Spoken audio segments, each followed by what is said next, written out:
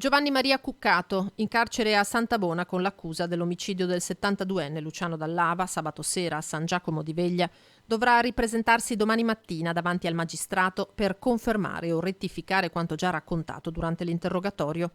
Accusato anche del tentato omicidio della donna nigeriana che era in auto con il pensionato e per la quale aveva perso la testa, nega con forza di aver avuto la volontà di farle del male. In merito posso solo dire che il mio assistito ha ripetuto più volte che, considerando che la signora, tra l'altro è mamma di 2 bambini, non sarebbe stata assolutamente mai sua intenzione quella di privare i bambini della loro mamma, e quindi mi sento di escludere questa possibilità. L'avvocato ha incontrato Cuccato in carcere.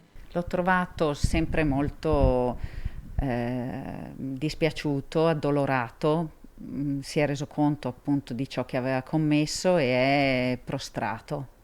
Era in grossa difficoltà. Cuccato dovrà affrontare nelle prossime ore l'interrogatorio di garanzia. Domani ci sarà alle 9 l'udienza per la convalida dell'arresto in carcere, e poi il giorno successivo, il 17, alle 11:30 è fissato il conferimento dell'incarico al dottor Furlanetto per l'autopsia. Ancora da stabilire se il 44enne originario di Roncade, ma da circa un anno residente a Conegliano, parlerà col magistrato che sarà collegato da remoto dal tribunale. A riguardo non sono in grado di risponderle ora, ho necessità di confrontarmi ancora con lui.